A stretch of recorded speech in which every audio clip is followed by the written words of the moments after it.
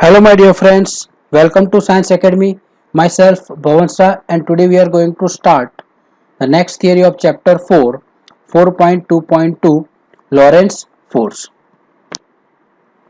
Here we want to derive the equation for Lorentz force, right?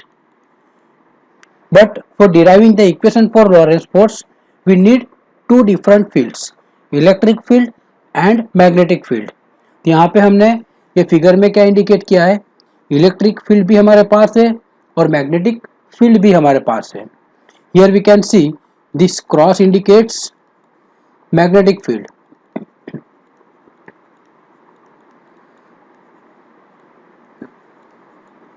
Right. And magnetic field यहाँ पे cross से indicate किया है, उसका मतलब क्या हुआ, the direction of magnetic fields is into the plane of paper. Magnetic field की डायरेक्शन प्लेन के अंदर जा रही है. सपोज यहाँ पे क्रॉस की जगह पे डॉट होता तो उसका मतलब क्या होता, मैग्नेटिक फील्ड की डायरेक्शन प्लेन से बाहर आ रही है. तो ये क्रॉस तो इंडिकेट किया है मैग्नेटिक फील्ड का, और ये जो लाइन इंडिकेट किया है ये लाइन किसकी है, इलेक्ट्रिक फील्ड की. तो हमारे पास यहाँ पे मैग्नेटिक फील्ड भी है और इलेक्ट्रिक फील्ड ई, दोनों फील्ड है. नाउ सपोज ये मैग्नेटिक फील्ड और इलेक्ट्रिक फील्ड दोनों फील्ड के बीच में हमारे पास एक पॉइंट चार्ज Q है. ओके, और ये पॉइंट चार्ज Q है तो पॉइंट चार्ज के ऊपर मैग्नेटिक फील्ड का भी फोर्स लगेगा और इलेक्ट्रिक फील्ड का भी फोर्स लगेगा. जब ये point charge Q stationary condition में होगा तब उसके ऊपर सिर्फ इलेक्ट्रिक फील्ड का फोर्स लगेगा, क्योंकि हमें पता है मैग्नेटिक फील्ड का फोर्स लगने के लिए ये जो पॉइंट चार्ज है वो मूविंग कंडीशन में होना चाहिए. सपोज हम ऐसा मानते हैं ये point charge is travelling at constant velocity v, right. जब ये point charge constant velocity v से यहाँ पे ट्रैवल करेगा तो उसके ऊपर इलेक्ट्रिक फील्ड का भी फोर्स लगेगा और मैग्नेटिक फील्ड का भी फोर्स लगेगा, right. So here the force on charge Q due to electric field, which is denoted as Fe, right, and force on charge Q due to magnetic field, which is denoted as Fm, and the addition of these two which becomes the force F, and this force is Lorentz force, right. तो Lorentz force F equal to क्या होता है, F E plus F M. Suppose हमारे पास यहाँ पे only electric field present है तो सिर्फ यहाँ पे एफ ई का इक्वेशन आएगा. अगर हमारे पास यहाँ पे सिर्फ एफ एम प्रेजेंट है, मीन्स मैग्नेटिक फील्ड ही प्रेजेंट है, तो यहाँ पे एफ एम का इक्वेशन आएगा. ओके, तो उसके अकॉर्डिंग लॉरेंस फोर्स का इक्वेशन चेंज हो सकता है.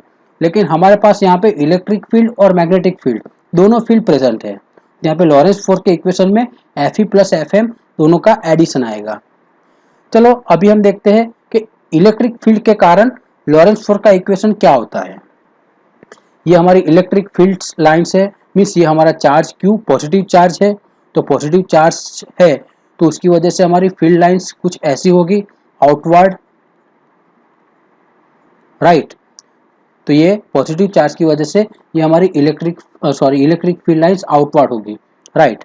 नाउ सपोज बट यहाँ पे ये पॉइंट P पे हमारे पास चार्ज Q है, ये पॉइंट P पे चार्ज Q है. ओके, तो ये चार्ज Q पे मुझे फोर्स फाइंड करना है. तो फोर्स का इक्वेशन यहाँ पे क्या होगा, और यहाँ पे इलेक्ट्रिक फील्ड ही प्रेजेंट है तो ये हमारा एफ ई हो जाएगा, F E which is equal to Q into E. Q is charge and E is electric field. Okay, तो इलेक्ट्रिक फील्ड का इक्वेशन यहाँ पे F equal to Q into E हो जाएगा in the case when only electric field is present. और ये हमने chapter first electric charges and fields में ये इक्वेशन डिराइव किया था, राइट. नाउ सपोज हमारे पास मैग्नेटिक फील्ड है, तो मैग्नेटिक फील्ड के लिए एफएम का इक्वेशन क्या होगा, पहले हम मैग्नेटिक फील्ड हमारी कंसिडर कर लेते हैं, राइट. तो ये क्या हो गया, this is our magnetic field B, right. और ये मैग्नेटिक फील्ड में हमारे पास पॉइंट चार्ज Q प्रेजेंट है. तो ये पॉइंट चार्ज क्यू पे कितना फोर्स लगेगा, तो पहले हमें कंडीशन स्पेसिफाई करनी पड़ेगी। ये जो पॉइंट चार्ज क्यू है वो मूविंग कंडीशन में है या फिर स्टेशनरी कंडीशन में है। अगर ये point charge Q stationary condition में है तो उसके ऊपर फोर्स लगेगा वो कितना होगा, वो 0 होगा, राइट।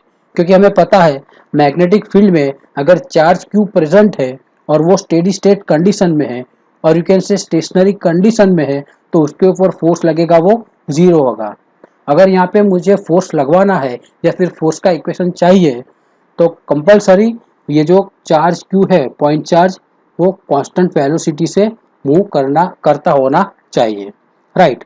तो ये चार्ज क्यू वो कुछ वेलोसिटी v से यहाँ पे मूव कर रहा है, तो यहाँ पे ये जो फील्ड लाइंस b और ये वेलोसिटी वेक्टर v दोनों के बीच में एंगल मेरा कितना हो गया, theta. Let's say consider it as theta, right.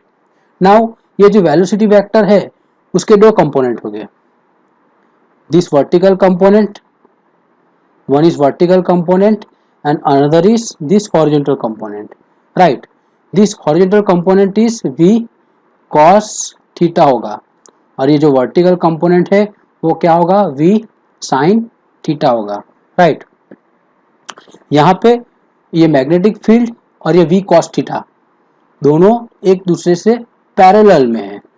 अगर वी कॉस थीटा और मैग्नेटिक फील्ड दोनों एक दूसरे से पैरेलल है तो उसके ऊपर जो फोर्स लगेगा वो फोर्स क्या होगा, 0 होगा।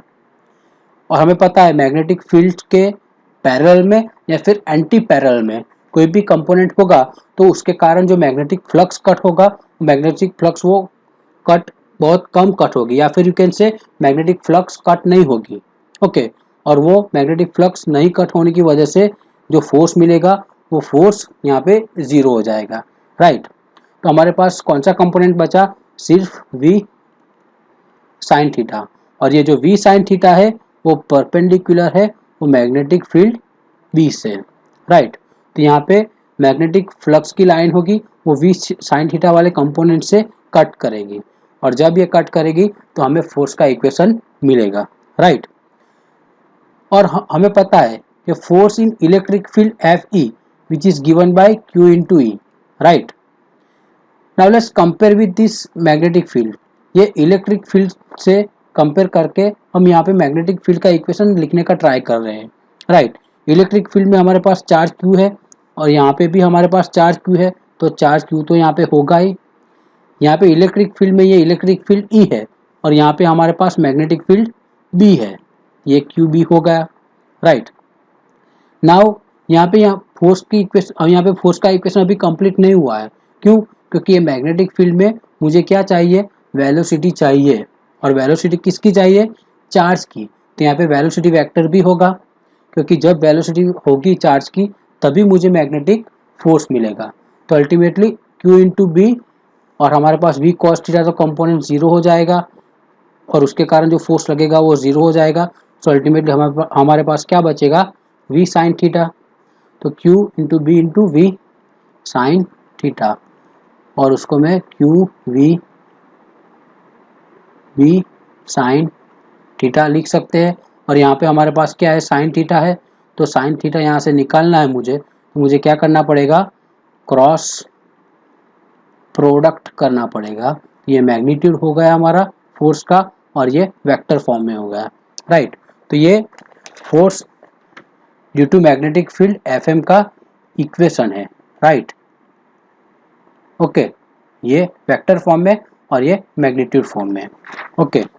Now here we have equation for force FM equal to QVB sin theta and from this equation B equal to FM divided by Q into V sin theta। Now force का equation क्या है, Newton और charge Q का coulomb, velocity का metre पर second, sine theta का कोई unit नहीं होता है। सो अल्टीमेटली इसको सिंप्लीफाई करते हैं, newton divided by coulomb per second into metre, ये सेकंड मैंने यहाँ पे ले लिया, right. Now I know current I which is equal to Q by T, right. Current I equal to Q by T, Q is charge, उसका unit क्या है coulomb, और T is time, coulomb per second.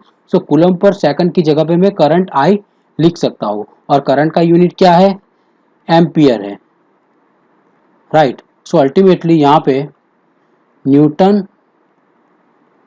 पर ampere into metre, ये भी उसका unit हो सकता है, और you can say Tesla from the name of scientist Nikola Tesla, right. So magnetic field B का unit newton upon ampere into metre, और you can say Tesla, right. यहाँ पे जो टेस्ला यूनिट है वो टेस्ला बहुत बड़ा यूनिट है, it is a larger unit. We can also use gauss, हम टेस्ला की जगह पे गॉस भी यूज कर सकते हैं, राइट। और यहाँ पे एक गॉस की वैल्यू क्या है, one gauss which is equal to 10⁻⁻⁴ tesla, okay. तो ये हमारा लॉरेंस फोर्स का इक्वेशन था, जो इलेक्ट्रिक फील्ड और मैग्नेटिक फील्ड पे चार्ज क्यू प्रेजेंट है, और उसके कारण जो F E force due to electric field and force due to magnetic field लगता है, ओके, वो इक्वेशन हमने डिराइव किया। और उसके बाद हमने मैग्नेटिक फील्ड बी, उसका जो यूनिट है वो, और उसका जो उसका unit means newton upon ampere into metre, और यू कैन से टेस्ला, वो हमने डिराइव किया, राइट। Thank you.